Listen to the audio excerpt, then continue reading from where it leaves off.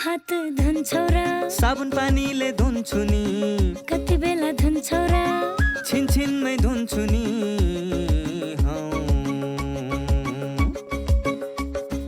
घरमा पस्दा अफिस पस्दा सधैँ धुन्छु हात कोरोनालाई यसै गरी भगाइदिन्छु म त घरमा पस्दा अफिस पस्दा सधैँ धुन्छु हात कोरोनालाई यसै गरी भगाइदिन्छु म त भान्सा छिर्नु अगाडि खाना खानु अगाडि जहाँ त्यही छोएपछि हातले छोपी खोकेपछि हात धुन्छौ र साबुन पानीले धुन्छु नि कति बेला धुन्छौ र छिनछिनमै धुन्छु नि कोरोनाबाट बच्ने 3 उपायहरू। व्यक्ति व्यक्ति बीच 2 मिटर टाढा बस्ने, घरबाट बाहिर निस्कँदा मास्क लगाउने र बेला बेलामा साबुन पानीले मिच्ची मिच्ची 20 सेकेन्डसम्म हात धुने। कोरोनाबाट आफू पनि बचौँ र अरूलाई पनि बचाउँ। दर्शकवृन्द नमस्कार। कार्यक्रम स्वस्थ जीवनको आजको श्रृङ्खलामा यहाँलाई हार्दिक स्वागत छ। हामी आज पनि हरेक दिन जस्तै यो कार्यक्रम लिएर उपस्थित भएका छौँ। कार्यक्रम स्वस्थ जीवन एनटिभी प्लस, एनटिभी कोहलपुर र एनटिभी इटहरीबाट यहाँहरूले दैनिक रूपमा तर फरक फरक समयमा हेर्दै आउनु भएको छ। यसका साथै विभिन्न सामाजिक सञ्जालहरूमा पनि हामीले यो कार्यक्रम प्रस्तुत गर्ने गरेका छौँ, अर्थात् अपलोड गर्ने गरेका छौँ। नेपाल सरकार स्वास्थ्य तथा जनसङ्ख्या मन्त्रालय, राष्ट्रिय स्वास्थ्य शिक्षा सूचना तथा सञ्चार केन्द्र र नेपाल टेलिभिजन बीचमा सहकार्य भई निर्माण एवं प्रसारण हुने गर्छ यो कार्यक्रममा हामी विशेष गरी स्वास्थ्य सम्बन्धी विभिन्न चेतनामूलक सामग्रीहरू प्रस्तुत गर्ने गर्छौँ, जुन हाम्रो दैनिक जीवनमा पनि निकै लाभदायक हुन सक्छन् भन्ने हाम्रो विश्वास रहेको छ। त्यसका लागि हामी विभिन्न विज्ञसँग परामर्श पनि लिने गर्छौँ, संवादहरू पनि प्रस्तुत गर्ने गर्छौँ, विभिन्न सामग्री विभिन्न सेगमेन्टहरू यस कार्यक्रममा समावेश गर्ने गर्छौँ। दर्शकवृन्द, पछिल्लो समयमा हामी समृद्धि खोजिरहेछौँ, विकास खोजिरहेछौँ। त्यसका लागि केही आधारभूत कुराहरू आवश्यक पर्छ, त्यसमध्ये स्वास्थ्य पनि पर्छ। यिनै कुरालाई मध्यनजर गर्दै नेपालको संविधानमा नै स्वास्थ्यलाई मौलिक हकको रूपमा व्यवस्था गरिएको छ। यसको अर्थ हुन्छ कि हरेक नेपाली नागरिकले आधारभूत स्वास्थ्य सेवा निःशुल्क पाउनै पर्छ। त्यसो भए हरेक नेपाली नागरिकले पाइरहेका छन् कि छैनन् त? पाइरहेका छैनन् भने हामी कहाँनिर चुकिरहेका छौँ, अब हामीले कहाँनिर आफूलाई सुधार्न बाँकी छ, त्यो पनि हामी यदाकदा कार्यक्रममा खोज्ने गर्छौँ। यो होस् विशेष गरी भने चेतनामूलक सामग्रीहरू हामी यस कार्यक्रममा प्रस्तुत गर्छौँ अनि स्वास्थ्यको क्षेत्रमा भइरहेका नयाँ नयाँ प्रयोगहरू र भइरहेका अनुसन्धानको विषयमा पनि हामी चर्चा गर्ने गर्छौँ। आज पनि हामीसँग त्यस्तै केही चेतनामूलक सामग्रीहरू अनि केही नीति निर्माणका कुराहरू पनि रहेका छन्। त्यो होस् आज पनि कार्यक्रम विभिन्न सामग्रीहरू समेटिएको चेतनामूलक कार्यक्रम बन्नेछ भन्ने हाम्रो विश्वास छ। आउनुहोस् आजका विषयवस्तुमा प्रवेश गरौँ।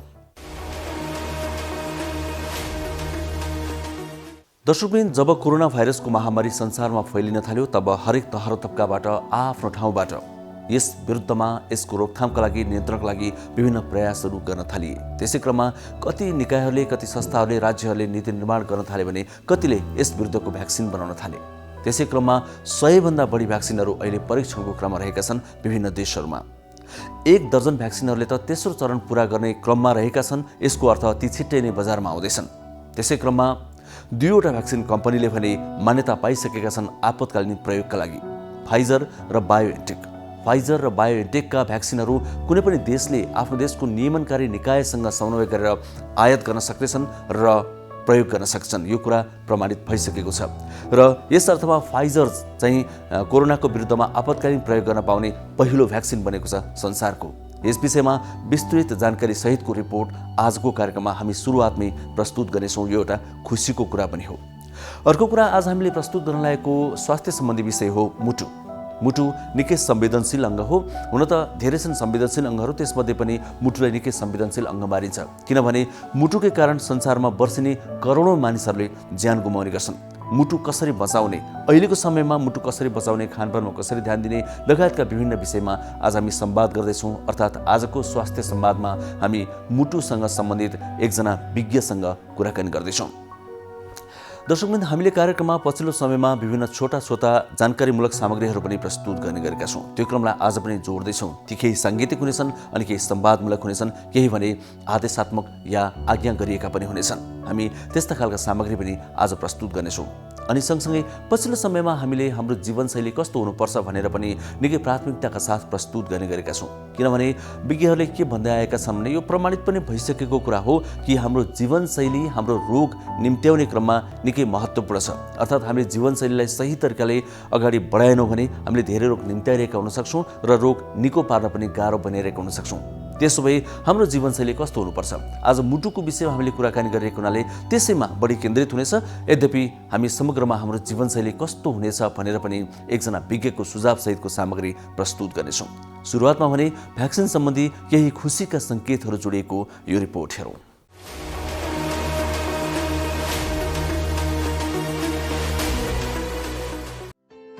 विश्व स्वास्थ्य सङ्गठन WHOले फाइजर बायोएनटेकले विकास गरेको कोभिड-19 विरुद्धको खोपलाई आपतकालीन प्रयोगको लागि अनुमति दिएको छ।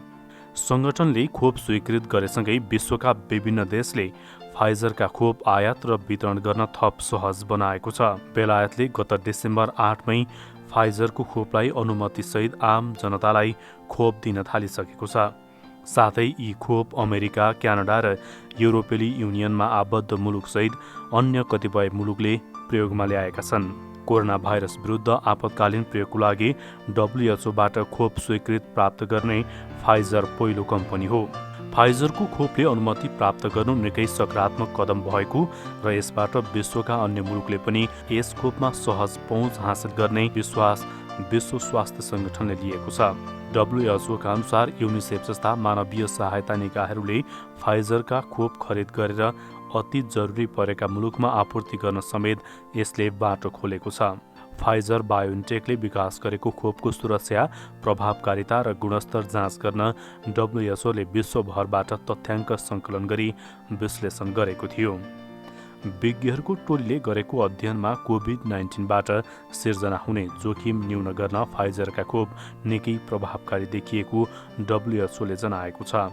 आकस्मिक प्रयोगको मान्यता पाएसँगै फाइजरको खोप प्रयोग गर्न चाहने देशहरूले आफ्नो देशको नियामक निकायमा दर्ता गरी भ्याक्सिन आयात गर्न सक्नेछन्। अब नसा सम्बन्धी रोग र कोभिडको चाहिँ कुरा गर्दाखेरि अरू मानिसहरूलाई जसरी यो कोभिडले असर गर्छ, नसा सम्बन्धी बिरामीहरूलाई पनि असर गर्ने तरिकाहरू तिनीहरू नै हो र सावधानीका तरिकाहरू जुन छन् तिनीहरू पनि नसा सम्बन्धी बिरामीले अरू छुट्टै किसिमको सावधानी त्यस्तो कुनै लिनु पर्दैन। जुन सावधानीहरू अरू मानिसहरूले लिनुहुन्छ, अरू बिरामीहरूले लिनुहुन्छ, त्यही सावधानीहरूबाट हामी नसा सम्बन्धी हुने यसका असरहरूबाट पनि बच्न सकिन्छ। अब कहिलेकाहीँ चाहिँ नसा सम्बन्धी बिरामीहरू पहिल्यैदेखि धेरै सिकिस्त हुने हुनाले चाहिँ यसको असर वा यसको जटिलताहरू जुन छ तिनीहरू चाहिँ यो बिरामीहरूमा, नसाको बिरामीहरूसँगमा चाहिँ बढी असरहरू देखिन सक्छ र त्यस्तो कुनै शङ्का लाग्यो भने चाहिँ तुरुन्तै हामी हस्पिटल जानु पर्यो र हामीले चाहिँ हेल्थ फेसिलिटिजको जुन छ त्यो चाहिँ सुविधा छिटो लिइहाल्नु पर्यो। नमस्कार, आज म यहाँहरूलाई नवजात शिशु स्याहार सम्बन्धी जानकारी दिन आएकी छु।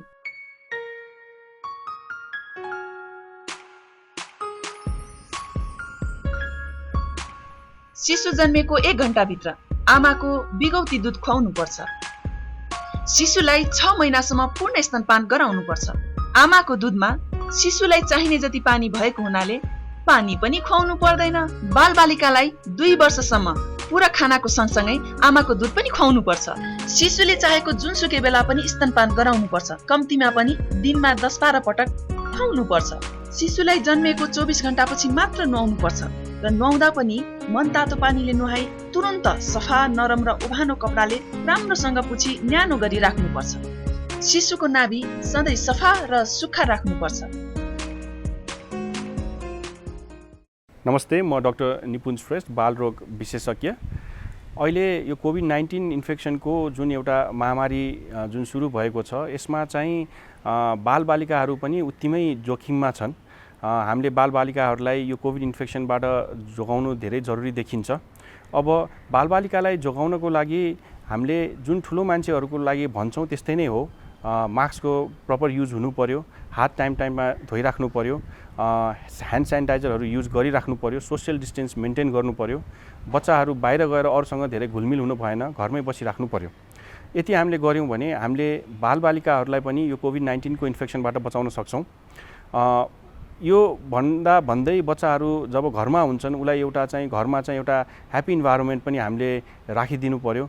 बुवा आमाले बच्चालाई के गरेर खुसी राख्न सकिन्छ हैन, उसको इन्ट्रेस्ट के छ, म्युजिक गर्न चाहन्छ कि आर्ट गर्न चाहन्छ कि कुनै खेल घरभित्रै खेल्न चाहन्छ कि त्यो सबमा बुवा आमा पनि इन्भल्भ भएर उसलाई चाहिँ खुसी राख्न सक्नुभयो भने उसलाई यो सिनारियो जुन अहिले कोभिड सिनारियो छ त्यसबाट हामी सुरक्षित राख्न सक्छौँ र उसको मानसिक र शारीरिक विकासमा पनि हामी मद्दत गर्न सक्छौँ जस्तो चाहिँ हामीलाई लाग्छ।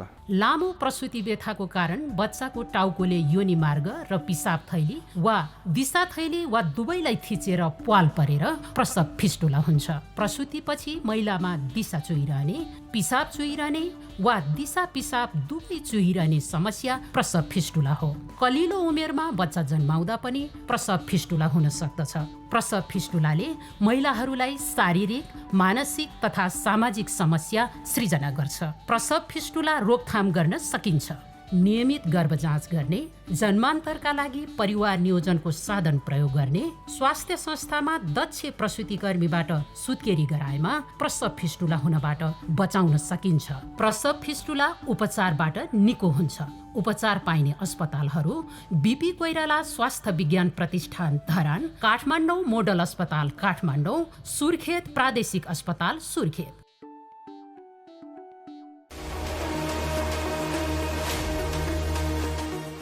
दर्शकवृन्द, मुटु शरीरको निकै नै संवेदनशील अङ्ग। हामीले सुरुवातमै पनि भन्यौँ मुटु रोगकै कारणले गर्दा संसारमा वर्षेनी करोडौँ मानिसहरूले ज्यान गुमाइरहेका हुन्छन्। मुटुको रोग लाग्यो भने, मुटुको समस्या आयो भने धेरै व्यक्तिहरू अति नै डराउने पनि गर्छन्। खासै डराइहाल्नुपर्ने अत्याहाल्नुपर्ने त केही छैन, तर पनि हामीले अपनाउनु पर्ने सावधानीहरू पक्कै पनि केही हुन्छन्। हामीले शारीरिक व्यायाम गर्ने, आफ्नो शरीरलाई अर्थात् आफ्नो शरीरको तौललाई नियन्त्रण गर्ने लगायतका केही कामहरू गर्नै पर्छ भनेर विज्ञले सुझाव दिएका छन्। त्यसमा खानपान त सुरुवातमै आउँछ नै। त हामीले आफ्नो मुटु जोगाउन के गर्नुपर्छ? फेरि अहिले कोरोना भाइरसको सङ्क्रमणको यो समयमा सङ्क्रमित व्यक्तिहरूले मुटु जोगाउन के गर्नुपर्छ, मुटु रोगीहरूले सङ्क्रमित नहुन के गर्नुपर्छ, सङ्क्रमित भइहाल्यो भने के गर्नुपर्छ, यस्ता समग्रमा समसामयिक विषयहरू अर्थात् समसामयिक कुराहरू समेटेर हामीले आज संवाद गरेका छौँ। मुटुसँग सम्बन्धित एकजना विज्ञसँग हामीले कुराकानी गरेका छौँ। उहाँसँग गरेको यो कुराकानी अबको स्वास्थ्य संवादमा हामी एकैछिन प्रस्तुत गर्छौँ।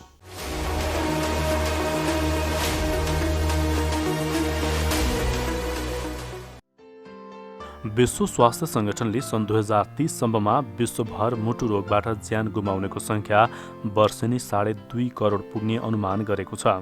विश्व मुटु महासङ्घका अनुसार मुटुको रोगबाट विश्वभर वर्षेनी 1 करोड 75 लाख जनाको ज्यान जाने गरेको छ। नेपालमा अहिले 75 लाखभन्दा धेरै नागरिक कुनै न कुनै प्रकारको मुटु रोगबाट पीडित रहेको तथ्याङ्क छ। बिरामीको तथ्याङ्क हेर्ने हो भने प्रत्येक वर्ष मुटु रोगीको सङ्ख्या बढ्दै गएको छ। सहरी क्षेत्रका नागरिकमा आधुनिक जीवनशैली, खानपान, अल्छीपनाले गर्दा मुटु रोगीको सङ्ख्या बढ्दै गइरहेको छ। शारीरिक व्यायामको कमी, खानपानमा आएको परिवर्तन, अत्यधिक धूम्रपान, मद्यपान, तनावपूर्ण जीवन जस्ता कारणले मुटु रोगीको सङ्ख्या बढेको छ। मुटु रोगको उपचार खर्चिलो र जटिल छ, तर रोगबाट बच्ने उपायहरू सस्तो, सजिलो र सुलभ छन्। नियमित शारीरिक व्यायाम गर्न, तौललाई नियन्त्रणमा राख्न विशेषज्ञहरूले सुझाव दिएका छन्। मुटुमा देखिने प्रमुख समस्या र समाधानबारे काठमाडौँ विश्वविद्यालय स्कुल अफ मेडिकल साइन्सका डिन समेत रहनुभएका मुटु रोग विशेषज्ञ प्राध्यापक डाक्टर राजेन्द्र कोजुसँग हामीले संवाद गरेका छौँ। मुटुको रोग कमी हुने भन्ने कुरा त छैन, मुटुको रोग त छँदैछ।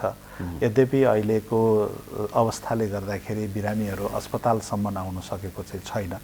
त्यसले गर्दाखेरि सङ्ख्याको हिसाबमा कम भएको देखिन्छ। तर यो कोरोना सङ्क्रमण कालमा पनि मुटु रोग नहुने र यसले गर्दा मुटु रोगै कम हो कि भन्ने कुरा चाहिँ तथ्याङ्कले देखिएको छैन। यसको मतलब अलरेडी छ। र जो व्यक्ति मुटुको रोग लागेर औषधि उपचार गरिराख्नु भएको छ उहाँहरूले निरन्तरता दिइराख्नु भएको छ घरमै बसेर पनि। र जो व्यक्तिलाई साह्रै नै अप्ठ्यारो परेर, जस्तै एकदमै धेरै ब्लड प्रेसर बढ्यो, कसैको एकदम छाती पीडा भएर चाहिँ हार्ट एट्याक भयो, कसैलाई स्ट्रोक भयो, कसैलाई केही भयो भने उहाँहरू आइपुग्नुहुन्छ, अस्पतालमा आइपुग्नुहुन्छ। त्यस्तो खालको सिकिष्ट बिरामीहरूलाई चाहिँ हामी उपचार गरि नै राखेका छौँ। समष्टिगत रूपमा हेर्दाखेरि सङ्ख्यात्मक रूपमा अस्पतालमा आउने सङ्ख्या घटेको देखिए पनि रोगै चाहिँ कम भएको जस्तो चाहिँ हामीलाई लाग्दैन। हजुर, यो कोरोना भाइरसले मुटु रोग भएका व्यक्तिहरूलाई आक्रमण गर्ने सम्भावना अरू व्यक्तिलाई जस्तै हो कि केही बढी हुन्छ कि के छ? केही बढी छ। जस्तै कोरोना भाइरसले सबै मान्छेहरूलाई सङ्क्रमण गरिराखेको छ। त्यसमाथि पनि मुटुको बारे के छ भन्ने कुरा अध्ययनमा हेरिँदाखेरि चाहिँ मुटु रोग लागेका व्यक्तिहरूलाई मुटुमा असर पार्ने चाहिँ यसको अलिक नराम्रो नै छ। किनभने कोरोनाले सङ्क्रमण गर्दाखेरि हाम्रो शरीरको रिस्पोन्समा एउटा साइटोकाइन स्ट्रम भन्ने खालको शरीरले बनाउने एउटा इन्टरल्युकिन हर्मोनहरू हुन्छ, तिनीहरूले चाहिँ नराम्रो असर पारिराख्दा त्यो असर चाहिँ मुटुमा पनि अलि धेरै पर्ने देखिएको छ। यद्यपि डाइरेक्ट प्रत्यक्ष रूपमै मुटुमै गएर कोरोना भाइरसले गर्ने नभए तापनि त्यो भाइरसको अगेन्स्टमा शरीरले रियाक्सन देखाउँदाखेरि मुटुलाई पनि असर परेको देखिया छ। तसर्थ मुटुमा असर जसलाई अलरेडी रोग छ उहाँहरूलाई त झन् धेरै असर पर्ने भइ नै गयो। त्यसैले यो मुटु रोग लागेका व्यक्तिहरूलाई पनि यसको चाहिँ असर नराम्रो छ। सँगसँगै अब थ्रोम्बोसिस भन्छ, रगत चाहिँ क्लट हुन सक्ने, त्यो त झन् नराम्रो भइहाल्छ। त्यसैले मायोकार्डाइटिस, थ्रोम्बोसिस यिनी पार्टहरू चाहिँ अलिकति नराम्रो देखिन्छ। भनेपछि भाइरसले आक्रमण गर्ने सम्भावना बढी भन्दा पनि मुटु रोगीहरूलाई चाहिँ बढी गाह्रो हुने सम्भावना चाहिँ देखिन्छ। हजुर, अवस्था त्यो देखिन्छ। हजुर, अब हुन त भाइरसबाट जोगिन सबैले पर्छ। मुटुका रोगीहरू कोही हुनुहुन्छ भने या अन्य दीर्घ रोगी कोही हुनुहुन्छ भनेदेखि उहाँहरूले चाहिँ बढी सावधानी अपनाउनुपर्छ भनिएको छ होइन? मुटु रोगीहरूले अर्थात् मुटुमा सामान्य भए पनि समस्या भएका व्यक्तिहरूले यो भाइरसबाट जोगिन र सङ्क्रमित भइहालेमा बच्न के कुरामा विशेष ध्यान पुर्याउनुपर्छ? अब बच्नको लागि त सबै अरू मान्छेहरूमा जस्तै नै हो, मुटुको रोगीमा पनि जोगिने भनेकै अहिले मास्कबाटै हो। अहिले हामी अलि दूरीमा भएको हुनाले मास्क लगाएनौँ, नभए मास्क हामी लगाइराखेका छौँ। मास्क लगाउनु सबैभन्दा महत्त्वपूर्ण छ र आफ्नो हात पनि धोइराख्नु पऱ्यो, सेनिटाइज गरिराख्नु पऱ्यो। भिडभाडमा जानु भएन, यो फिजिकल डिस्टेन्स चाहिँ मेन्टेन गर्नु पऱ्यो, दूरी चाहिँ शारीरिक दूरी अपनाउनु पऱ्यो, मेन्टेन गर्नु पऱ्यो। जुनै पनि कसैलाई चाहिँ यो कोरोना भाइरसको सङ्क्रमण भएको छ भनेदेखि उहाँ चाहिँ आइसोलेट बसेर अरूलाई बचाउनु पऱ्यो र आवश्यकताअनुसार उपचार गर्नु पऱ्यो। त्यो गर्यो भनेदेखि त्यो सर्वसाधारण सबैलाई नै लागु हुने यो पक्ष छ भने मुटुको बिमारीहरूले चाहिँ विशेष गरेर अझै सतर्क हुनु पऱ्यो कि आफू अनावश्यक ठाउँमा चाहिँ किन नजाउँ। अनि जहिले पनि मास्क लगाएरै जाउँ, अस्पताल जानु परे पनि, अरू ठाउँमा जानु परे पनि। अनि आफूलाई सेनिटाइज गरेर आफूलाई चाहिँ बचाउने काम गरि नै राखौँ। र सँगसँगै अब मुटु रोगका उपचारहरू जति पनि आफूले लिइराखेका छ, औषधिहरू छ, ती सेवनहरू गर्न चाहिँ कहिले नछोडौँ, त्यसलाई निरन्तर गरिराखौँ। र थोरै पनि आफूलाई शङ्का लाग्यो, जस्तै ज्वरो आए जस्तो भयो, खोकी लाग्यो, रुगा लाग्यो भनेदेखि चाहिँ तुरुन्तै आफूलाई जचाइराख्ने चिकित्सकसँग चाहिँ सम्पर्क राख्नुहुन चाहिँ म विशेष अनुरोध गर्छु। तर सबैभन्दा ठुलो त रोकथाम नै हो, यसलाई चाहिँ रोक्नु नै पर्छ। हजुर, जस्तै यो खानपानमा चाहिँ के कुरामा विशेष ध्यान दिनु पर्ला? मुटु रोगीहरूको लागि त्यस्तो विशेष केही छ या अरू जस्तै सामान्य? मुटु रोगको लागि भनेर हामीले चाहिँ जस्तै सुगर भएको धेरै नखाने, धुम्रपान त्याग्ने, अनि यो चिल्लोहरू पनि अलिक कम खाने, अनि धेरै नखाने, अनि शारीरिक व्यायाम गर्ने, रक्सी धेरै नखाने, यी प्राय सबै भइ नै राखेका कुराहरू हो। सँगसँगै अहिले भाइरसको कुरामा चाहिँ, कोरोना भाइरसको कुरामा चाहिँ खासै त्यस्तो एक्ज्याक्टली यही नै गर्नुपर्छ भन्ने छैन। अरू बेला नै फ्लू नआउनको लागि हामीले आफूलाई बचाउने जस्तै हो, पानी धेरै पिउने, अब कतिपय ठाउँहरूमा भाइटामिन सी को प्रयोग गर्ने भनिन्छ र अहिले भाइटामिन डी को पनि कुरा आइरहेछ, यसले पनि हामीलाई चाहिँ जोगाउँछ भनेर यी कुराहरू नै गर्ने हो। तर थप मुटुको रोगीलाई कोरोना भाइरसबाट बच्ने भनेर त्यस्तो आएको छैन अहिलेसम्म। हजुर, डाक्टर साहब, हामीलाई चाहिँ यो हामीले विभिन्न माध्यमबाट प्रश्नहरू पनि लिने गर्छौँ। हामीले टेलिफोनबाट, भाइबरबाट, एसएमएसबाट, इमेलबाट प्रश्नहरू लिन्छौँ। हामीलाई धेरै दर्शकहरूले के प्रश्न पठाउनु भएको छ भने कस्तो अवस्थामा मुटु रोगी अस्पताल जानै पर्छ, कस्तो अवस्थामा घरमै बसेर काम गर्दा पनि हुन्छ, औषधि खाँदा पनि हुन्छ भन्ने कुरा चाहिँ हामीलाई धेरै सोध्नुहुन्छ कि हामीले छुट्याउन गाह्रो भयो, अस्पताल जानै पर्ने अवस्था के हो त भनेर, यो चाहिँ के अवस्थामा जानै पर्ने हुन्छ त्यो बताइदिनु। एकदम महत्त्वपूर्ण प्रश्न छ। मुटुको रोग भन्न साथै कुनै न कुनै लक्षण चाहिँ सिरियस नै हुन्छ। त्यसमध्ये प्रमुख लक्षण चाहिँ छातीको पीडा नै हो। छातीको बिच भागमै जुन चाहिँ एकदम असह्य पीडा भयो र सहनै सकेन, एकैछिनको लागि मात्र होइन अलिकति लामो समय नै त्यस्तो पीडा भयो भने त्यसमा चाहिँ हामीले ख्याल गरेर बस्नै मिल्दैन। त्यो चाहिँ हामीले केही होइन होला भन्नै भएन, त्यसमा अस्पताल जानै पर्छ। सबैभन्दा ठुलो छातीको पीडा। त्यसपछि दोस्रो चाहिँ यो सास फेर्न गाह्रो हुने, एकदम सास फेर्न गाह्रो भयो, स्याँ भयो भनेदेखि त्यसमा पनि जानुपर्छ। र मुटुको धड्कन एकदम छिटो चल्यो, सँगसँगै पसिना पनि आउने जस्तो भयो, रिङ्गटा लाग्यो भनेदेखि त्यसमा पनि हामीले हेलचेक्राइ गर्नु हुँदैन, तुरुन्तै अस्पताल जानुपर्छ। मुटुको धड्कन धेरै चल्यो भने त्यसको मतलब कसैलाई चिन्ता पिरले पनि चलिराखेको हुन्छ। त्यो र अर्को खालको मुटुको धड्कन बढ्नु चाहिँ अलिक फरक छ। चिन्ताले हुनु भनेको चाहिँ एकछिन आफूलाई स्ट्रेस परेर बढ्ने हो र फेरि बिस्तारै कम हुँदै जाने हो। तर एक्कासी मुटुको धड्कन धेरै बढेर अथवा कहिलेकाहीँ घटेर पनि हुनसक्छ। अनि पसिना आएर लड्ने जस्तो भयो भने चाहिँ तुरुन्तै जानुपर्छ। अनि अर्को चाहिँ कसैलाई रिङ्गटा लागेर लड्न खोज्यो भने त्यो पनि एकदम विचार गर्नुपर्छ। अब त्यसबाहेक पनि कहिलेकाहीँ चाहिँ मुटुको रोगमा अब ज्वरो आउने, कुँडाहरू दुख्ने यस्तो खालको पनि अरू लक्षणहरू छ। तर साधारणतया हामीले बुझ्नै पर्ने चाहिँ छाती दुखाइ, सास फेर्न गाह्रो, मुटुको धड्कन छिटो बढ्ने र रिङ्गटा लागेर लड्न लागे जस्तो यस्तो 4-5वटा कुराहरूमा चाहिँ हामी छिटोभन्दा छिटो अस्पताल पुग्नुपर्छ। हजुर नत्र भने चाहिँ डाक्टरले प्रेस्क्राइब गरिन्छ औषधि खाने र घरमै केयर गरेर बस्ने कुरा चाहिँ महत्त्वपूर्ण कुरा भयो यतिखेरको समयमा। अनि यसमा एउटा कुरा अर्को थप्नुपर्ने के छ भने मुटुको रोगसँगै उच्च रक्तचाप पनि नजिकै हुने भएको हुनाले उच्च रक्तचाप धेरै नै बढेको कहिलेकाहीँ कसैले थाहा नपाउन सक्छ। तर कथम कदाचित आफ्नो घरमै रक्तचाप जाँच्ने सुविधा छ अथवा कहीँ रक्तचाप जाँचियो र रक्तचाप चाहिँ धेरै भयो भनेदेखि त्यति बेला पनि जानुपर्ने हुनसक्छ। हामीले कोरोना भाइरससँग जोडेर के मुटुका समस्याहरूको कुरा गरौँ, मुटुका ओभरअल कुरा पनि गरौँ एकैछिन होइन। पछिल्लो समयमा यो हार्ट एट्याक, हृदयघातका समस्याहरू बढ्दै गएको हो या समाचार मात्रै आएको हो? बढेकै हो। यो हृदयघातको सङ्ख्या त बढ्दै नै छ। यो पहिला विकसित राष्ट्रमा मात्र भन्ने गरिन्थ्यो, अहिले हाम्रो विकासोन्मुख राष्ट्रहरूमा पनि लाइफस्टाइल पनि त्यस्तै हुँदै आयो। लाइफस्टाइल पनि त्यस्तै हुँदै आयो र मान्छेको लङ्गेभिटी पनि बढ्यो अहिले पहिलाभन्दा। र तर त्यति भन्दा यङहरूमा पनि हार्ट एट्याक चाहिँ बढ्दैछ। अब 25 वर्ष 26 वर्षको केटाहरूमा पनि हार्ट एट्याक हुनु भनेको त राम्रो होइन। त्यसको कारण के देखिएको छ अहिले? मेनली लाइफस्टाइल नै हो, मुख्य चाहिँ लाइफस्टाइल नै हो। यसमा लाइफस्टाइलमा पनि अब जस्तै धुम्रपान एउटा ठुलो नै समस्या छ। त्यस्तै गरेर अहिले अब सेडेन्टरी लाइफस्टाइल जस्तो मान्छेहरू धेरै मुभमेन्ट गर्दैन, एक्सर्साइजहरू पनि कम गर्छन्, अनि त्यो हिसाबले चाहिँ बडीको वेट बढाएको छ। त्यस्तै अब चिनीको रोग छिट्टो नै देखिएको छ अहिले र शरीरको चिल्लोको मात्रा पनि धेरै बढिराखेको छ अहिले। यो लो डेन्सिटी लाइपोप्रोटिन भन्ने छ। अनि त्यस सँगसँगै अर्को एउटा ठुलो भयावहको स्थिति चाहिँ अहिलेको कम्पिटेटिभ जमानामा स्ट्रेसको फ्याक्टर पनि मनज्ञ छ, धेरै नै छ। अनि यो सबै कुराहरू एकैपल्ट मिलेपछि त अनि हार्ट एट्याकको कारण। यसको के लक्षणहरू हुन्छ डाक्टर साहब? यो हार्ट एट्याकको अगाडि नै के थाहा हुन्छ, सिम्पटम्स के हुन्छ? यो चाहिँ बडो दुर्भाग्यको कुरा, यो पहिला नै सूचना दिएर आउँदैन, त्यही भएर यो एक्कासी दुख्छ होइन। तर हामीले थाहा पाउनु पर्ने के छ भनेदेखि कसलाई हुन सक्छ भन्ने कुरा चाहिँ थाहा हुन्छ। त्यो भनेको चाहिँ अब परिवर्तन गर्न नसकिने दुईवटा फ्याक्टर छ। एउटा चाहिँ जेनेटिक, वंशानुगत रूपमा बुवा आमाहरूलाई छ भनेदेखि छोराछोरीलाई हुन सक्ने।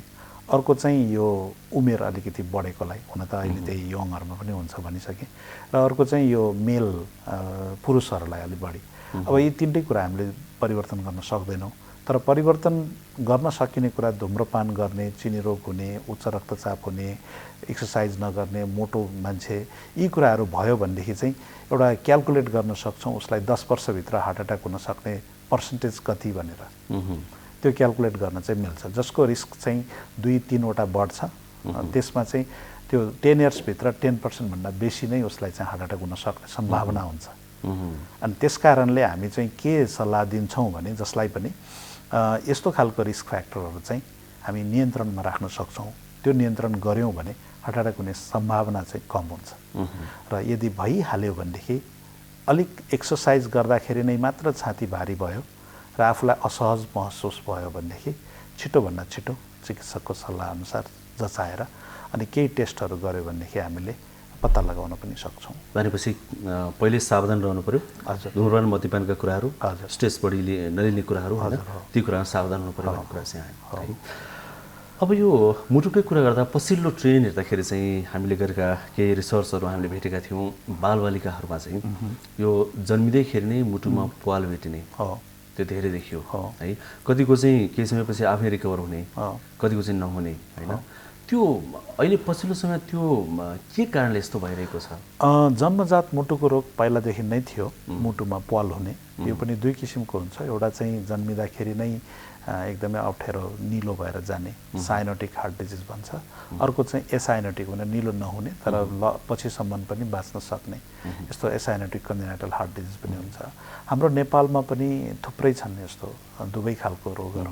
अब हाम्रोमा चाहिँ त्यो अलिक कडा खालको साइनोटिक हार्ट डिजिज चाहिँ बचाउन अलिक मुस्किलै पर्छ, किनभने हार्टको हस्पिटलहरू कम छ। एउटा दुईटामा भइराखेको छ। अब अर्को एसाइनोटिक हार्ट डिजिज चाहिँ यहाँ पनि उपचारको पद्धतिहरू राम्रो छ, उसलाई चाहिँ अलिक पछि उपचार गरेर राम्रो पनि बनिरहेको छ।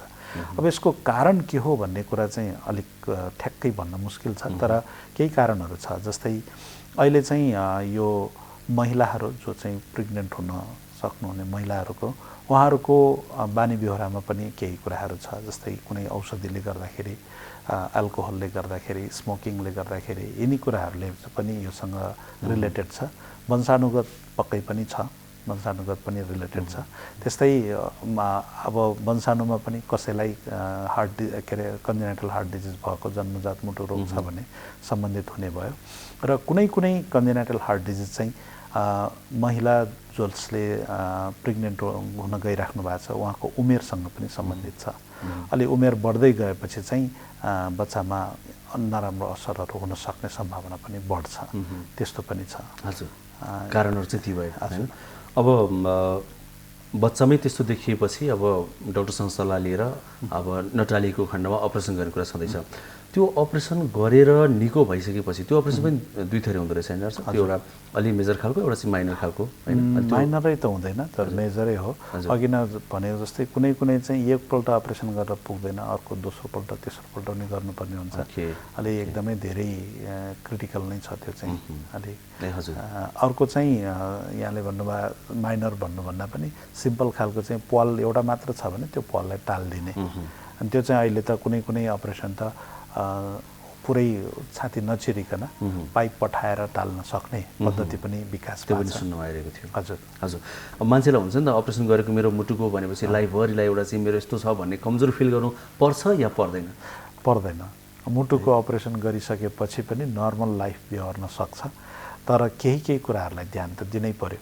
किनभने अब एकचोटि वर्षेनी त देखाइराख्नै पर्यो केही गडबड फेरि भएको छ कि, अथवा नभएदेखि अब मुटुको जन्मजातको मुटुकोमा चाहिँ प्राय जसो केही पनि गर्नु पर्दैन, नर्मल्ली नै जान्छ। तर कम्प्लिटली करेक्ट गर्न नसकिने केसहरू छ भनेदेखि चाहिँ कन्टिन्युस फलोअपमा बस्नुपर्छ। र त्यो सँगसँगै ठुलो मान्छेको मुटुको अपरेसन गर्दाखेरि पनि त्यसबाट औषधिहरू खाइराख्नुपर्ने, निरन्तर औषधि खाइराख्नुपर्ने हुन्छ। त्यो चाहिँ महत्त्वपूर्ण छ। रगत पातला लिने औषधिदेखि लिएर अरू औषधिहरू त्यसको लागि गइराख्नुपर्ने मात्र हो। तर म यो भन्न चाहन्छु कि कसैको मुटुको अपरेसन गरिसकेपछि मेरो मुटु कमजोर छ भनेर बस्नु चाहिँ आवश्यक छैन। आफूलाई चाहिँ नर्मल नै सम्झिने हो र आवश्यक सल्लाह सुझाव मान्ने हो, तर नर्मल नै सम्झिने हो। केटाकेटीको जन्मजातको त प्वाल टालिएको त अहिले एकदमै ठुलो भएर बिर्सी पनि सकेका कति धेरै छन्। एकदम राम्रो। कतिपय व्यक्तिहरू चाहिँ उमेर ढल्किएर ज्येष्ठ नागरिक भइसक्दा पनि त्यो प्वाल पछि मात्रै थाहा भएको, त्यसले सामान्य असर नगरेको पनि पाइँदो रहेछ। त्यो एउटा एट्रल सेप्टल डिफेक्ट भन्ने छ, कसैलाई पिडिए भन्ने, पेटेन्ट डक्टर्स आर्ट्रोसिस भन्ने, यिनीहरूमा चाहिँ प्राय अर्ली लाइफमा चाहिँ सानो बेलामा चाहिँ केही खालको लक्षणहरू आएको हुँदैन।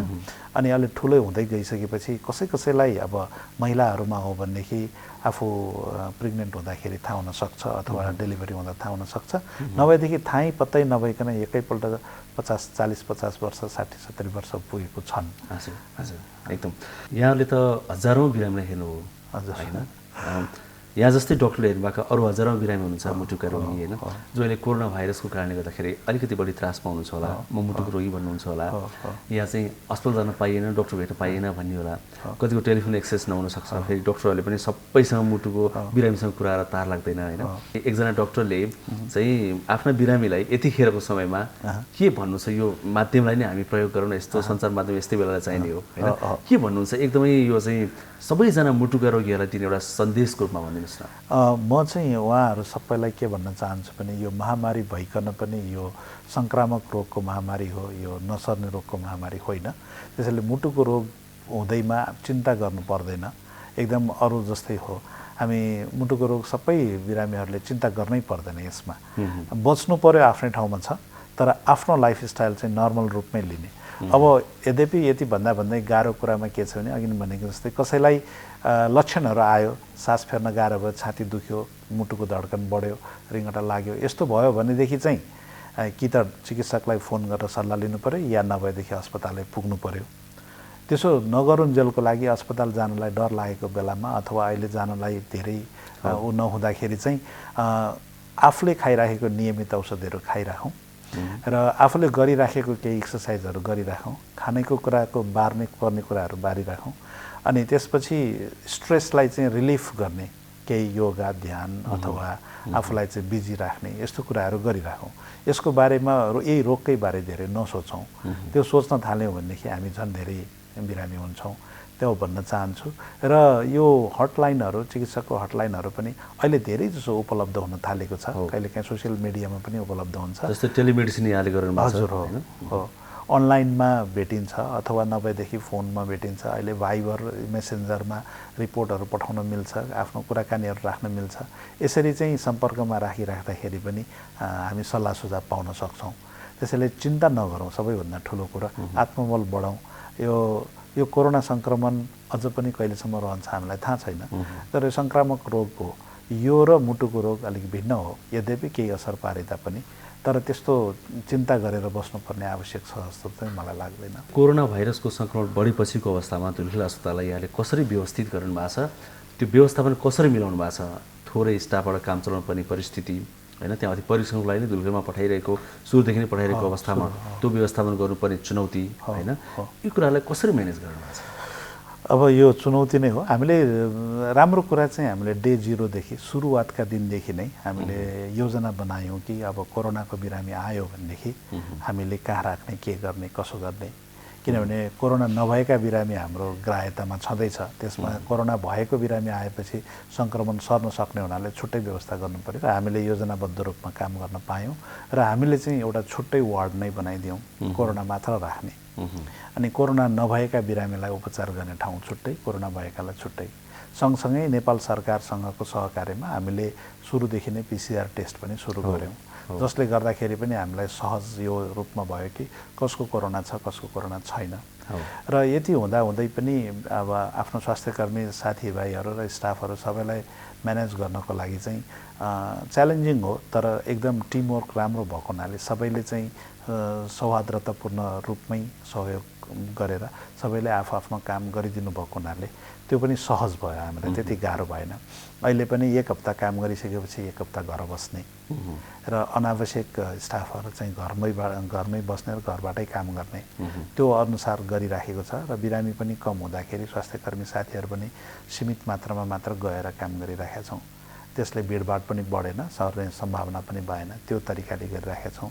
र त्यति गर्दै पनि अब साधारण अरू बिरामी होला भन्ठानेर आएको बिरामीमा उसलाई पनि थाहा छैन, हामीलाई पनि थाहा छैन, कथम कदाचित कोरोना पोजिटिभ भइदिँदाखेरि कहिलेकाहीँ चाहिँ मान्छेहरूलाई डर त्रास चाहिँ बढेको थियो। तर अब त त्यो पनि कम हुँदै गयो। सबैभन्दा हाम्रो ठुलो स्ट्रेन्थ भनेको हाम्रो टिमवर्क हो, हाम्रो लिडरसिप हो, हाम्रो त्यहाँ भित्र काम गर्ने सबैले चाहिँ अन्डरस्ट्यान्डिङ हो र आउने बिरामीहरू र अरू एजेन्सिजहरूको सहकार्य हो। त्यसले गर्दाखेरि पनि हामीलाई त्यस्तो साह्रो असहज भएको छैन। यद्यपि यति भन्दै सबैतिर परेको समस्या भनेको फाइनेन्सियल पार्ट चाहिँ हो। बिरामी कम भएपछि इन्कम सोर्स त घट्यो होइन, फेरि धुलखेल हस्पिटल कुनै नाफामूलक संस्था होइन, ब्यालेन्स गरेर पहिले राखेको छ, टन्नै पैसा के खर्च गरौँ त भन्ने पनि होइन। त्यो कसरी म्यानेज गर्नुभएको छ? त्यसमा पनि फेरि यहाँहरूको त च्यारिटी पनि छ, कति बिरामीहरूलाई निःशुल्क गर्नुपर्ने बाध्यता पनि छ होइन, त्यो पनि छ नि यहाँहरूसँग होइन, त्यो कसरी म्यानेज गर्नुभएको छ भन्ने कुरा? अब त्यसमा चाहिँ सायद गाह्रो परे तापनि कहिलेकाहीँ राम्रो गर्न खोज्यो भने केही राम्रो हुन्छ नै भन्नु पर्ला। अब हामीसँग कुनै रिजर्भ फन्ड पनि हुने होइन, यहाँले अघि नै भन्नुभयो जस्तै बिरामीबाट दिएको थोरै थोरै पैसाले चलाउने हो र अहिले मेडिकल स्कुल पनि भएको हुनाले विद्यार्थीको फी थोरै थोरैले चल्ने हो।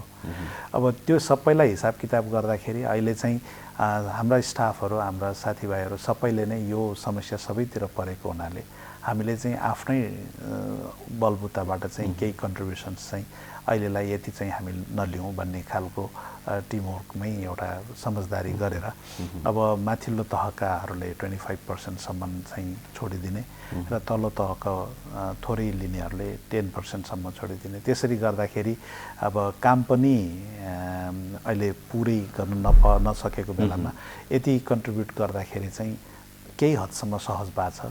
तर पनि चुनौती ठुलो छ, अझै पनि हामी लसमा छौँ धेरै पैसाहरू, किनभने सामान किनेर ल्याउनै पर्यो अनि उपचार गर्नै पर्यो। अब त झन् बढी, अब पिपिईमा खर्च हुनेदेखि सेनिटाइज हुनेदेखि थुप्रैमा खर्च हुन्छ। त्यसैले यी कुराहरू चुनौतीपूर्ण छ। अहिले नै समाधानको बाटो ठ्याक्कै छैन, तर पनि आफूले सक्दो हामीले कोसिस गरिराखेका छौँ। हरेक अस्पतालका व्यवस्थापकसँग या प्रशासकसँग हामीले कुराकानी गर्दा अलमोस्ट सबैजनासँग एउटा प्रश्न सोधिरहेको हुन्छौँ कि त्यो चाहिँ के भने जस्तै कोरोना भनेर यसको त्रास त धेरै फैलिएको खालको, हरेक अस्पतालहरू जोखिममा रहे। त्यसले गर्दा चाहिँ कतिपय अस्पतालका अरू बिरामीहरू चाहिँ त्यो लेस प्रायोरिटीमा परे क्या। अब भर्ना नै कम लिदिने, त्यसपछि चेकअपै कम गरिदिने, कतिपय अस्पताल बन्दै गरिदिने पनि आयो होइन। त्यसलाई चाहिँ यहाँले कसरी म्यानेज गर्नुभएको छ ताकि कोरोना भाइरसको कारणले गर्दाखेरि अरू बिरामीहरू मार्न परिरहेका त छैनन् भन्ने प्रश्न आउँछ कि यहाँले कसरी त्यसलाई व्यवस्थापन? यो एकदमै ठुलो प्रायोरिटीमा राखेका छौँ हामीले, किनभने हाम्रो अस्पतालको अहिले पनि माथिल्लो पुरानो अस्पताल भनौँ गाइने वार्ड बाहेक अर्को ठुलो सबै चाहिँ डेडिकेटेड त्यो नर्मल बिरामीलाई नै हो। नम्बर आउने कम छ, तर पनि कोही अलिकति शङ्कास्पद कोरोना आइदियो भनेदेखि अलिकति मान्छेहरू हताहत हुन्छ, डराउँछ। तर हामी प्रिकसन पुरा उच्च जोखिमलाई चाहिँ याद गरेर प्रिकसनसहित हामीले उपचार गरि नै राखेका छौँ। जस्तै अहिले ओपिडीमा आउने बिरामीहरू हामी सबैलाई उपचार दिइरहेछौँ, इमर्जेन्सीमा आउने सबैलाई उपचार दिइरहेछौँ। तर एउटा ठाउँमा हामीलाई अलिकति गाह्रो परेको चाहिँ आइसियुको बेड चाहिँ अहिले कम हुन गयो, किनभने अब कोरोनातिर पनि सेयर गर्नु परेको हुनाले त्यतातिर कम हुन गयो। त्यसैले ती कुराहरू, ती आइसियुमा चाहिँ अलिकति रिफर गर्नुपर्ने आवश्यकता हुन जान्छ, नभए अरू बिरामीहरूलाई हामीले कम्प्रोमाइज गरेका छैनौँ। यद्यपि अब चिकित्सकहरूमा अथवा स्वास्थ्यकर्मी साथीहरूमा, सिस्टरहरूमा अलिकति डर खालको हुने गर्थ्यो, अब त्यो पनि बिस्तारै हट्दै गइराखेको छ। अब एक दुईवटा उदाहरण, अब बिरामी के हो कसो हो थाहा हुँदैन, अनि आएर हामीले उपचारहरू सबै सुरु गर्नु पर्यो। छाती दुख्यो भने छातीको, अथवा स्यास्याउ गऱ्यो भने स्यास्याको, सबै अब एक्सिडेन्ट भयो भने एक्सिडेन्टको सबै गरिसकेपछि पछि थाहा हुन जान्छ र यसको कोरोना पनि पोजिटिभ भएछ भनेर। अनि यो कुराहरूले अलिकति मान्छेलाई हतोत्साह गरेको हो, तर अब त्यस्तो छैन, बिस्तारै नर्मलमै सुरु भइसकेको छ। अब तैपनि पिसिआर गर्न नसकिने सम्बन्धमा भए पनि आफूलाई बचाउनलाई अब फेस सिल्ड लगाउनु पर्यो, मास्क लगाउनु पर्यो, पिपिई लगाउनु पर्यो। त्यसरी लगाएर चाहिँ जुन ठाउँमा जुन आवश्यकता छ त्यतिसम्म लगाएर चाहिँ हामीले सेवा दिइराखेका छौँ। यहाँले गरेको अर्को एउटा प्र्याक्टिस नै, जस्तै यो नेपालको लागि अलिक नयाँ पनि हो टेलिमेडिसिन होइन, यो प्र्याक्टिस विदेशतिर धेरै चल्छ, यो यहाँले सुरु गर्नुभयो। त्यो टेलिमेडिसिन भनेको चाहिँ खास त्यसले के गर्छ, कसरी उपचार गर्छ, बिरामी नआइकन उपचार गर्ने भन्ने छ नि, यो कतिको प्रभावकारी भएको छ, यो एकचोटि भनिदिनुहोस् न। यसको अब टेलिमेडिसिन भन्नासाथ मान्छेहरूले सबैले टेक्निकल कुरालाई धेरै जोड दिएको देखिन्छ, तर म चाहिँ कसरी हेर्छु भने टेलिमेडिसिन भनेको बिरामीले प्रत्यक्ष रूपमा सेवा प्रदायकसँग आउन नसकेको खण्डमा, दूर उसमा टाढा भएको खण्डमा पनि हामीले उपचार गर्ने। जस्तै एउटा उदाहरण दिन्छु, मानेखर्कको डाँडामा चाहिँ कसैलाई चाहिँ समस्या भयो, छालाकै समस्या भयो भने त्यहाँको मान्छेले अहिले तुरुन्तै एउटा फोटो खिचेर तुरुन्तै भाइबरमा पठाएर यहाँको डर्माटोलोजिस्टलाई सोध्यो भने उसले ल यो यसको उपचार यो है भन्ने भयो। अथवा कात्तिके देउरालीमा कसैलाई चाहिँ डेलिभरी हुन कठिन भयो भनेदेखि त्यहाँ इन्टरनेटै नभए पनि हामी के गर्छौँ भने फोनमा बसेर ब्लड प्रेसर कति छ, पल्स कति छ, अहिले कस्तो अवस्था छ, ल यो सलाइन दिनु, यसरी दिनु भनेर तुरुन्तै गर्ने, त्यो पनि टेलिमेडिसिन हो भने प्रत्यक्ष रूपमै त्यो ठाउँमा पनि बिरामी राखेर चिकित्सक राखेर यता पनि हामी कन्सल्ट्यान्टहरू बसेर कुराकानी गरेर गर्ने पनि टेलिमेडिसिन हो। जसरी भए पनि सेवा पुग्नु पर्यो, छिटोभन्दा छिटो समयमा सेवा पुग्नु पर्यो, त्यस्तो खालको टेलिमेडिसिन हो जुन चाहिँ हामीले भन्ने नै हो भनेदेखि सुरुवातका दिनदेखि नै टेलिफोन, अझ त्यो बेलामा त इन्टरनेट नहुँदा रेडियो सेट राखेर पनि सुरु गरेका थियौँ।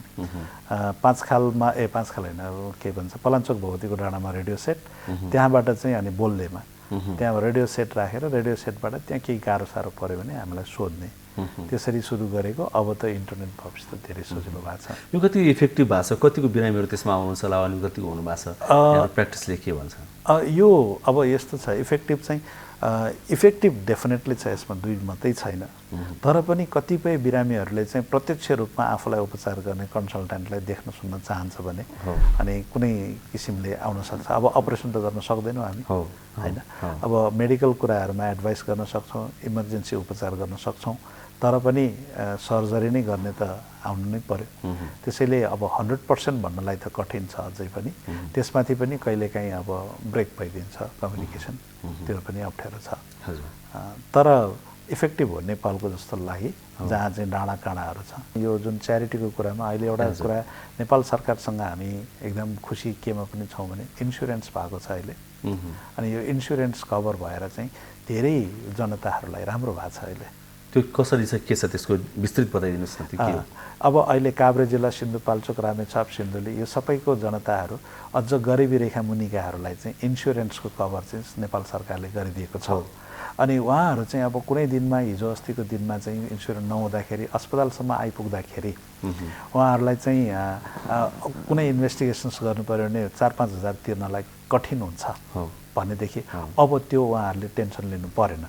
सिटी स्क्यान गर्नु पऱ्यो भने मसँग पैसा छैन भन्नु परेन, अपरेसन गर्नु पऱ्यो, आइसियुमा राख्नु पऱ्यो भने परेन। अब चाहिँ इन्सुरेन्सले कभर गर्छ। त्यसैले गर्दाखेरि सेवा पनि राम्रो भएको छ र हामी चाहिँ खुसी पनि छौँ, अस्पताल पनि खुसी छौँ।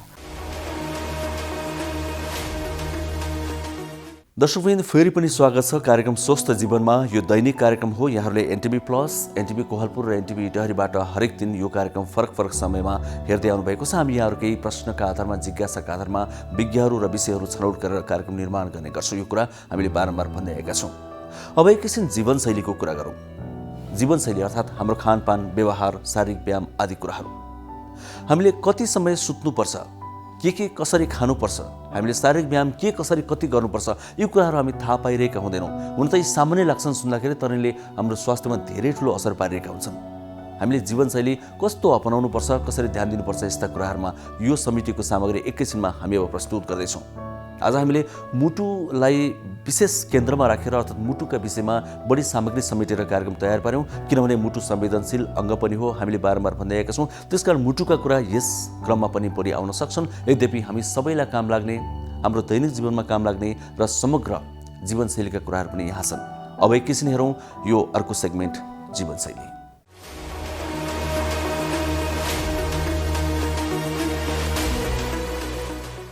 नमस्ते, म डाक्टर अनिल भट्टराई, मुटुरोग विशेषज्ञ।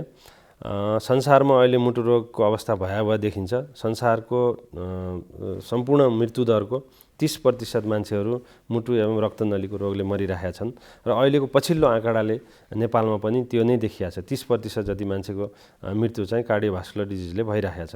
त्यसले गर्दा हामी सबैजना आफ्नो परिवार, आफ्नो छिमेकलाई मुटु रोगीबाट चाहिँ जोगाउनु पर्ने आवश्यकता देखिन्छ र त्यसको लागि चाहिँ विशेष गरी हामीले ध्यान दिनुपर्ने कुराहरूमा चाहिँ हाम्रो जीवनशैलीमा आएको परिवर्तन, त्यसमा चाहिँ हामीले अपनाउन सकिने सजगताहरू, त्यो भनेको विशेष गरी तपाईँको खानपिनमा दिनुपर्ने ध्यान, त्यो भनेको खानामा चिनीको मात्रा कम गर्ने, नुनको मात्रा कम गर्ने, सकेसम्म धुम्रपान, मद्यपान नगर्ने, यी कुराहरूमा ध्यान दिनु पर्यो। त्यसपछि नियमित रूपमा केही न केही शारीरिक व्यायाम गर्नु पर्यो, जसले गर्दाखेरि कालान्तरमा गएर हार्ट एट्याक जस्ता भनौँ न जटिल रोग लागेर चाहिँ तपाईँ हाम्रो छिमेकमा, तपाईँ हाम्रो परिवारमा मृत्यु कसैको नहोस्। र केही गरी त्यस्ता रोगहरू लागिहाले पनि अहिले चाहिँ नेपालमै पनि मुटु रोगको उपचारमा धेरै प्राविधिक फड्को हामीले मारिसकेका छौँ। त्यसले गर्दा तपाईँहरू आत्तिहाल्नुपर्ने अवस्था छैन। तर 35 वर्षभन्दा माथिको मान्छेले नियमित रूपमा आफ्नो शरीरमा सुगरको मात्रा कति छ, आफ्नो प्रेसर कति छ, कोलेस्ट्रोलको लेभल रगतमा कति छ, यी कुराहरू मात्रै ध्यान दियौँ र वर्षमा एकचोटि भए पनि मुटु रोग विशेषज्ञलाई भेट्यौँ भने धेरै हदसम्म हामी मुटु रोगबाट बच्न सकिन्छ। र अहिले नेपालमा मुटुमा जाली हाल्नेदेखि लिएर मुटुको भाल फेर्नेदेखि लिएर बाइपास अपरेसनदेखि लिएर जन्मजात मुटुको पुवालहरू टाल्नेदेखि लिएर सम्पूर्ण खालका मुटु रोगको उपचारहरू सम्भव छन्। त्यसले गर्दाखेरि तपाईँलाई केही गरी मुटु रोग लागिहालेमा पनि नआत्तिकन धैर्य गरेर मुटु रोग विशेषज्ञलाई भेट्नुभयो भने त्यो किसिमको समस्याहरूबाट तपाईँहरूले चाहिँ समाधान पाउन सक्नुहुनेछ। नमस्ते, म डाक्टर सरिना राज भण्डारी। म चाहिँ ENT अथवा नाक कान घाँटीको सर्जन र फेसियल प्लास्टिक सर्जन हो। यो चिसोको मौसममा यो सिजनमा चाहिँ मान्छेहरूलाई चाहिँ थुप्रो प्रब्लमहरू आउँछन्, जस्तै रुगाखोकी, स्निजिङहरू हुने, नाकबाट पानी बग्ने, नाक बन्द हुने, त्यो सँगसँगै घाँटीको प्रब्लमहरू जस्तै घाँटी खसखसाउने, खोकी लाग्ने, सुक्खा खोकी लाग्ने प्रब्लमहरू हुन्छन्। त्यसमाथि अहिले कोभिडको एरा पनि छ। It's a very difficult time. त्यही कारणले गर्दा चाहिँ तपाईँहरूले यो मौसममा चाहिँ अभोइड गर्नुपर्ने कुराहरू चिसो कुराहरू, स्मोकिङ गर्नुहुन्छ भने प्लिज त्यो पनि अलिकति कन्ट्रोल गर्नु अथवा छोड्नु होला। अनि खानपानमा पनि चिल्लो, पिरो, अमिलोहरू चाहिँ अलिकति कम गर्नुहोस् सो द्याट तपाईँको घाँटीको प्रब्लम पनि धेरै नहोस्। अनि मास्क चाहिँ अनिवार्य रूपमा प्लिज लगाउनु होला। त्यो चाहिँ हाम्रो एकदमै सेफ्टी प्रिकसन नै हो। मास्क पनि तपाईँहरूले त्यो कपडाको मास्क र भाल्भको मास्क भन्दा पनि सर्जिकल मास्क लाउनु भयो भने त्यो एकदमै बेटर छ। अनि तपाईँको यो रुगाखोकीको लागि चाहिँ अब मोस्ट मान्छेहरूलाई चाहिँ कोभिड नै हो कि भनेर पनि डर लाग्छन्, बट देन यो चाहिँ सिजन एकदमै कमन हो रुगाखोकीको लागि। त्यही कारणले रुगाखोकी नहोस् भनेर तातो पानीको बाफ लिने, मन तातो पानी खाने, नुन पानीले कुल्ला गर्ने, तिनीहरू पनि गर्न सक्नुहुन्छ। But then please stay safe. हजुरहरूलाई कोभिडकै शङ्का छ, त्यसको ज्वरो आइरहेछ, तपाईँहरूलाई नाकबाट स्मेल आएन, खानाको टेस्ट आएन भने तपाईँलाई कोभिड टेस्ट गर्दा पनि केही फरक पर्दैन। नेगेटिभ आयो भने राम्रै हो, पोजिटिभ आयो भने त्यही अनुसार हामी तपाईँहरूको ट्रिटमेन्ट गर्छौँ। बट देन मान्छेहरूलाई चाहिँ यो कोभिडको टेस्ट गर्ने र भनेर मान्छेहरू चाहिँ धेरै तर्सिन्छन् आजकल। त्यस्तो चाहिँ नसोच्नु होला, कोभिड टेस्ट गर्नुभएको पनि राम्रै हो। अनि घाँटीको लागि चाहिँ मोस्टली तपाईँको घाँटीमा केही अड्किने त्यस्तो प्रब्लमहरू छ भने सिधै मेडिकलमा गएर एन्टिबायोटिक चाहिँ नलिनु होला है। अब एकपल्ट डक्टरसँग सल्लाह लिएर एलर्जीको कारणले हो कि ग्यास्ट्रिकको कारणले हो कि साँच्चै नै इन्फेक्सन नै हो त्यो बुझेर मात्र मेडिसिन्स लिनु होला। किन लखडा तिमीहरूले कुकुरलाई? ऊ त्यहाँ नारायणले कुकुरले टोक्यो। ओहो, साउन पानी लिएर आऊ त, छिटो छिटो ल्या। नारायण बाबु, काँटोको कुकुरले। कुकुर हेर्नुहोस् न। ए साउन पानी छिटो ल्याउनु दौडा। कसको कुकुर रहेछ? खोइ टोकेर भाग्यो, भुसिया हो कि? कुकुरले साउन पानी। ल्याउ ल्याउ ल्याउ ल्याउ ल्याउ। कुनै पनि कुकुरले टोक्यो भने 5 मिनेटसम्म साबुन पानीले सफा गर्नुपर्छ। चिनेको वा पालेका कुकुर हो भने 10 दिनसम्म हेर्नुपर्छ। 10 दिनभित्र त्यो कुकुर मर्यो वा हरायो भने तुरुन्तै इन्जेक्सन लाउनुपर्छ। होइन गुरु, कहाँ खोज्नु त्यो कुकुरलाई मैले? यस्तो बेला तुरुन्त अस्पताल जानुपर्छ। हिँडे जाउँ, उठाऊ। ठिक गर्नुभयो। अझ औला, गाला, टाउको, घाँटीमा टोकेको भए त झन् बढी खतरा हुन्छ। अब आत्तिनु पर्दैन, नछुटाइकन भ्याक्सिन लिनुस्, केही हुन्न। रेबिज लाग्यो भने कस्तो लक्षण देखिन्छ डाक्टर साहब? रेबिज लागेपछि पानीदेखि डराउने, थुकिरहने, कराउने हुन्छ। हेर्नुहोस्, रेबिज लागेपछि उपचार हुँदैन। त्यसैले कुकुरले टोकेपछि समयमै रेबिजको भ्याक्सिन लिएमा सजिलै बच्न सकिन्छ। नमस्कार, म डाक्टर गणेश गुरुङ, म हाड जोड्ने विशेषज्ञ।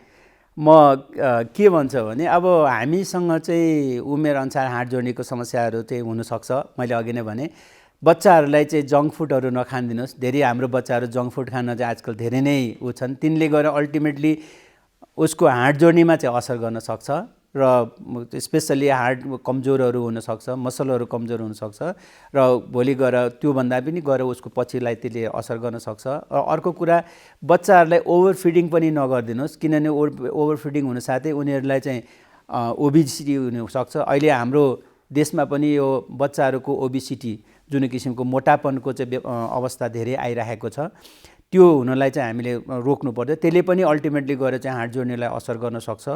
र अर्को कुरा चाहिँ अब धेरै चिसोमा बस्ने घुम्नेहरू पनि तपाईँहरूले आफ्नो जिउलाई तन्दुरुस्त बनाएर राख्नु पर्यो। खानेकुरोमा तपाईँहरूले सागसब्जीहरू प्रशस्त मात्रामा खानुहोस्, गेडागुडी खानुहोस्, हाई प्रोटिन खाना खानुहोस् र रोटीहरू खानुहोस्। हाई प्रोटिन भनेर तपाईँले मासु नै खानुपर्छ भने धेरै जरुरी छैन। गेडागुडीहरू प्रशस्त मात्रामा खानुहोस्, रेगुलर एक्सर्साइजहरू गर्नुहोस्। मुटुलाई मात्रै होइन, हाड जोनीलाई त्यसले धेरै नै ठुलो असर गर्न सक्छ, धेरै राम्रो गर्छ। त्यस कारणले म के भन्छु भने हाम्रो विशेष गरेर हाम्रो बुढाबुढीहरूमा ढाँडको चाहिँ समस्याहरू हुन्छन्, यङ एजमा पनि ढाँडको समस्याहरू हुन्छन्। त्यो समस्याहरूलाई समाधान गर्न तपाईँहरूले आफ्नो समस्यालाई स्पेसली बच्चाहरूमा ढाँडको समस्या भयो भने तुरुन्तै डाक्टरहरूलाई चाहिँ सल्लाह दिनुहोस्।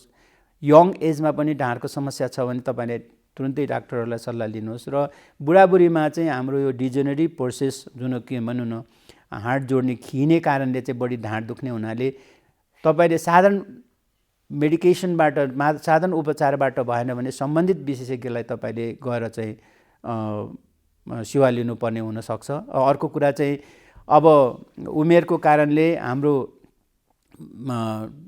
ढाँडहरू मुखको मुभमेन्ट कम हुने, ढाँड बेसी दुख्ने, खुट्टातिर चाहिँ झमझम भने अथवा चाहिँ हात खुट्टामा झमझम हुने र टाउकोमा चाहिँ ढाँड दुख्ने समस्या भयो भने चाहिँ तुरुन्तै तपाईँहरूले चाहिँ सम्बन्धित हाड जोड्ने डाक्टरहरूलाई चाहिँ तपाईँले सहयोग लिनुपर्ने जरुरी हुन्छ। किनभने त्यो बेलामा गएर नसाहरूलाई च्यापेको अवस्था हुनसक्छ। भित्रको हाम्रो स्पाइनल क्यानल भन्छ त्यो चाहिँ त्यसको चाहिँ साँघुरोपन भएर नसालाई च्यापेको अवस्था हुनसक्छ।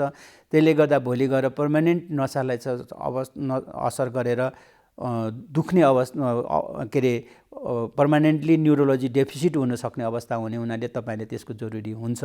त्यस कारणले त्यस्तो बेलामा तपाईँले चाहिँ तुरुन्तै गएर चाहिँ सेवा लिनु, सल्लाह लिनु चाहिँ जरुरी हुनसक्छ हैन।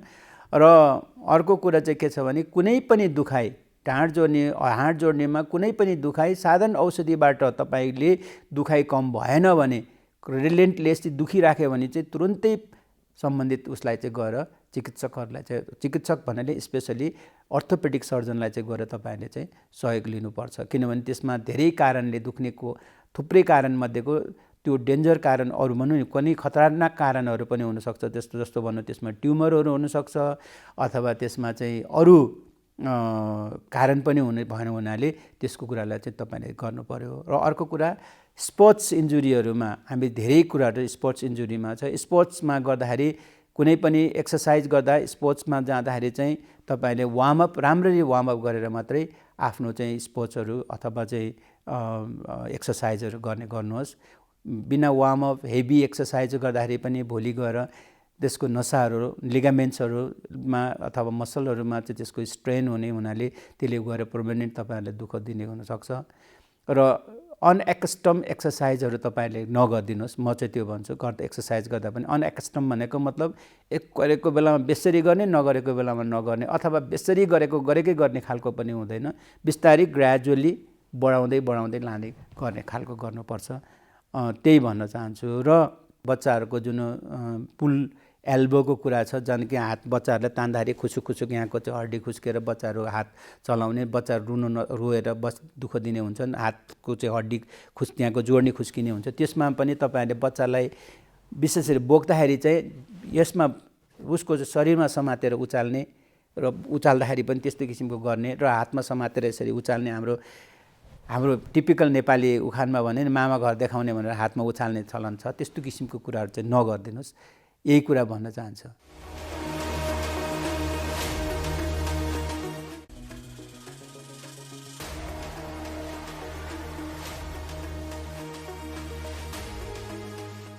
कार्यक्रम स्वस्थ जीवन हरेक दिन एनटिभी प्लसबाट बिहान 7 बजेदेखि 8 बजेसम्म र पुनः साँझ 5 देखि 6 बजेसम्म एनटिभी कोहलपुरबाट दिउँसो 1 देखि 2 बजेसम्म र एनटिभी इटहरीबाट दिउँसो 2 देखि 3 बजेसम्म प्रसारण हुने गरेको छ। स्वास्थ्य सम्बन्धी यहाँहरूको कुनै जिज्ञासा वा समस्या भएमा हामी सम्बन्धित विज्ञहरूबाट समाधान खोजी कार्यक्रममा प्रसारण गर्नेछौँ। हामीलाई सम्पर्क गर्ने माध्यमहरू यस प्रकार छन्। फोन, एसएमएस तथा भाइबरको लागि 9843 52 93 97, इमेल swasthjivan@ntb.org.np। यस कार्यक्रमको बारेमा आफ्नो सल्लाह, सुझाव र प्रतिक्रिया पनि यहाँहरूले यिनै मार्फत दिन सक्नुहुनेछ। साथै कार्यक्रममा के कस्ता सामग्री, विषय वा विज्ञ समेट्नु पर्ला भन्ने विषयमा पनि सुझाव दिन सक्नुहुन्छ। कार्यक्रम यहाँहरूले सामाजिक सञ्जाल मार्फत पनि हेर्न सक्नुहुन्छ। YouTube Nepal television, mobile application Nepal television, Facebook facebook.com/neptv2041।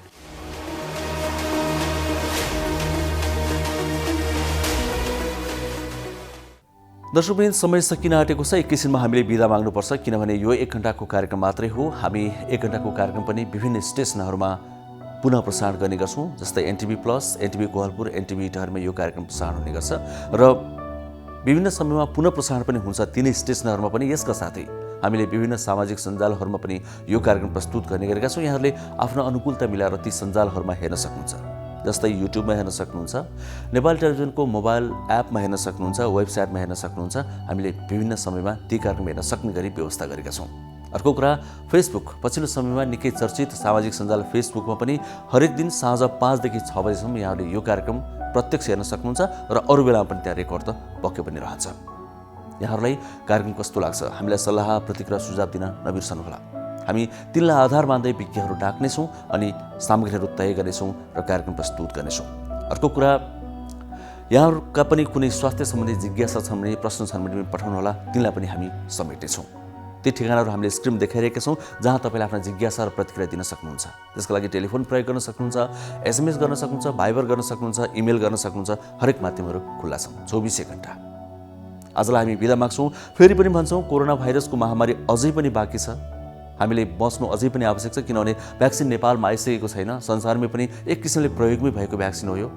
अहिले भने सबैभन्दा उत्तम उपाय भनेको सावधान रहने र बच्ने नै हो। फेरि चिसोको मौसममा अलि बढी सतर्क रहनु जरुरी छ। मुटुरोगीहरूले मात्रै होइन, ज्येष्ठ नागरिकले, बालबालिकाले अनि समग्र सबैजनाले यो समयमा बच्यौँ भने जिन्दगी पाएपछि मात्रै अरू काम गर्न सकिन्छ। यो हामीले बारम्बार भनिरहेका छौँ। भोलि फेरि आउँछौँ आजकै समयमा। दैनिक कार्यक्रम हो। आजको लागि हामी सबैजना बिदा माग्छौँ। हस्त, नमस्ते।